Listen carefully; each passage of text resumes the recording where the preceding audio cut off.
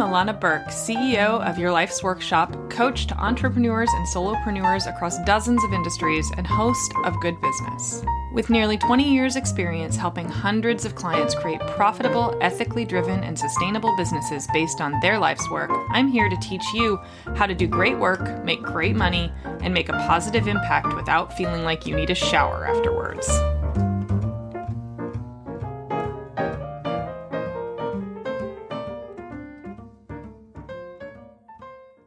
Hi, everybody. Welcome back to The Good Business. I am so glad you guys are here with me today. I want to start this conversation with something really important. I want everybody to understand what my intention is when I embark on a podcast episode. Usually it's to teach you something, whatever's top of mind for me that day. That's usually kind of how I've approached this. But this episode marks something entirely new. I have been sitting on a body of work for a very long time around what leadership is, what it isn't, what it means, and really why it's important. And today marks the beginning of something entirely different than what I've done here in the past. And that is, we're going to start at the beginning of what feels like a narrative to me. Today's episode is the starting line for 12 months of content where we're going to talk about leadership in terms that you very likely haven't really ever thought about it in before. You know, leadership tends to mean something different for a lot of people. It means authoritarianism. It means power. It means something that we can't control, right? It means people who have somehow gained something that most of us don't have. And it gets thrown around in ways that we don't really pay attention to all that much, honestly. You know, we tend to regard our leaders as the people who are most successful, which isn't really leadership. So I'm going to talk a lot about what I think leadership is over the next year.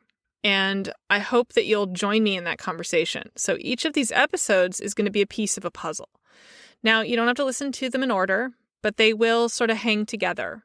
And listening to them in order would basically be like getting a master's course in leadership, because it is something that is really everything to me.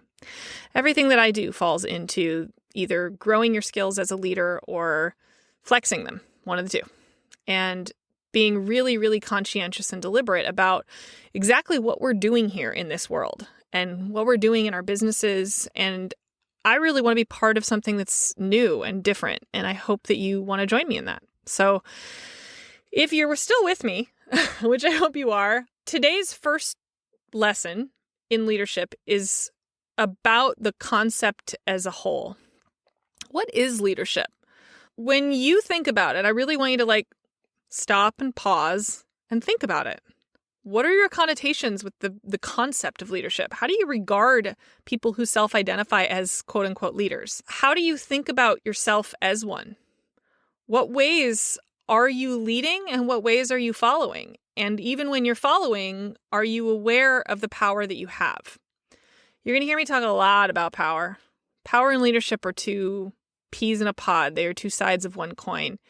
And a lot of the people who tend to gravitate towards my work really love the idea of rebellion. We are shit disturbers. We like to rattle our sabers. We like to shout at the wind. We are the Don Quixotes of the world, right? Tilting at windmills and trying to make the world a better place. Most of us, though, aren't. And that's a bitter pill to swallow. And it's one that we're going to be swallowing again and again together over this year. It's learning to understand the power that we have and what we don't have so we know what we need to get. Leadership means being able to actually step out in front and have the courage of your convictions and being able to understand what those convictions are, whether they're real, what they mean to you, why it even matters, and figuring out if it's something that you're actively and consciously doing, and whether you're walking the walk or whether you're just kind of going through the motions of habit, of some concept of leadership that you learned at a job when you were 15 years old.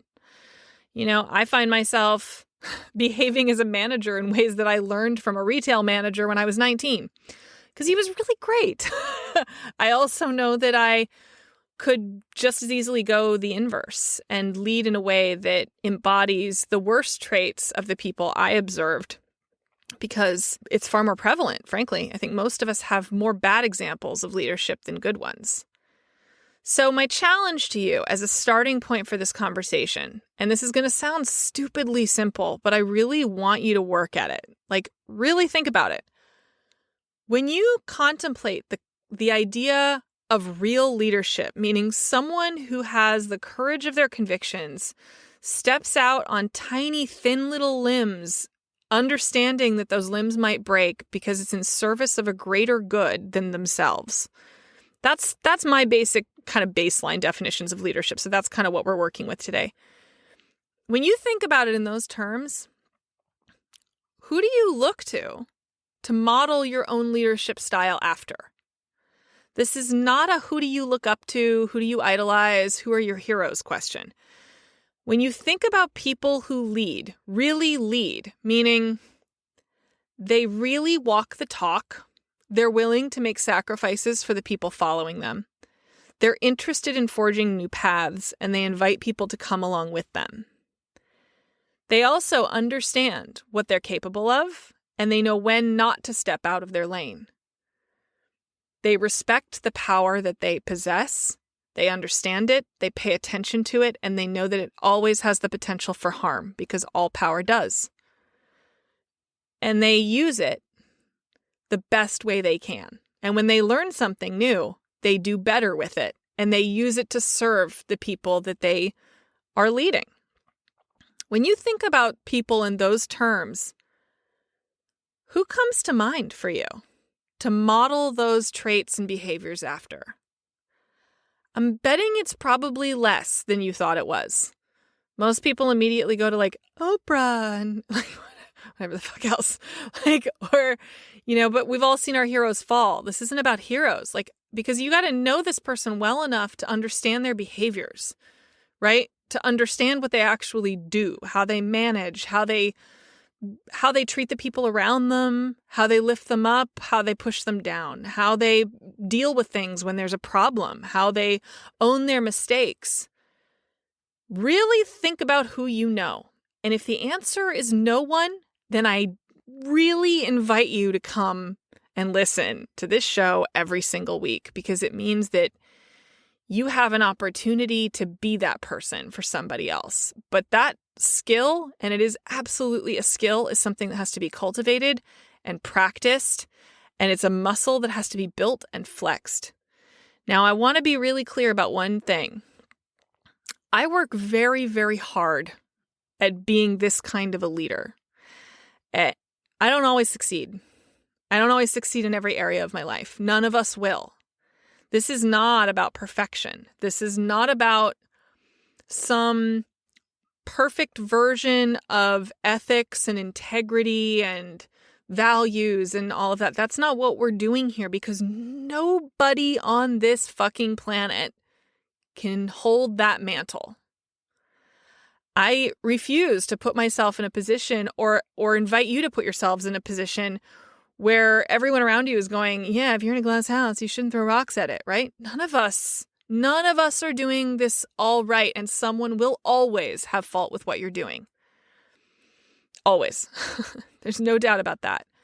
And someone will always think that you are leveraging your privilege, leveraging your power inaccurately. Now, I wish I could say that I had an answer for that. I don't. You won't learn how to navigate around that. You might, however, learn how to stand up for your convictions in that glow, right? When someone's shining that light on you, to be able to say securely and confidently that you understand where they're coming from and you wish you had more capacity to do better. And be able to say whether you can or you can't. And be honest about it. That's what we aspire to. Feet firmly planted and a willingness to be humble. A willingness to put our values on display. And a willingness to entirely change the game of how leadership functions in this world. Because The way we've done it forever isn't fucking working. And there's a lot of voices out there talking about human-centered leadership and mental health and values and ethics and ethical selling and all, right? I'm not the only voice here. But I hope that you'll join me in bringing it all together. That's the idea here. We're going to bring it all together. I want to talk about power. I want to help you understand the powers that you have and the ones that you don't, and how to deal with that. How to face that, you know what? Most of us operate from underneath someone else's boot, whether we like it or not. Whether we agree with that or not, it doesn't change the fact that it's true. Right? We do not have the power that other people possess. We do not have the same access to justice that other people have. And there are many that have even less than we do. That doesn't change the fact that we have less than others. We are all on a spectrum of how much power we do and don't have in this society. But what we do with what we do have, that's what we're talking about. Are you doing it consciously or not? Are you in business to be in business and make a living? Or are you in business to make a difference? And if you really are trying to make a difference, if that's actually true in your bones and not the thing that you tell people, then you have to learn how to lead. And leadership is not something that you just know how to do. Nobody's just a natural at this. It is a skill. It is an art. It is a level of presence and a meditation and a gift to those around you. It is also one that is full of sacrifice. And most people are not even, we don't learn how to do that. We don't learn how to be empathetic to those around us. Not really. We have to learn those muscles. We have to flex them, and we have to recognize that there's a good chance that even if you think you're deeply empathetic and extremely sensitive to the needs of others, that you probably fucking aren't. Because when the rubber meets the road, all of us are self-interested. All of us. We have to know that going in, because then we can work with what we have and work in reality. Until you work in reality, until you use real words, until you use real feelings, until you face who you really are, then you're going to just keep running behind the ants in front of you like you're on tracks. And we'll just keep on doing everything the way the very people we complain about keep doing it, because it's all we ever learned how to do. My very big promise to you is that I want to help you break that. This year is about breaking that pattern and learning to lead. I hope you'll join me. See you next week. Bye, everybody. Thanks so much for hanging out with me today. For more information, visit yourlifesworkshop.com.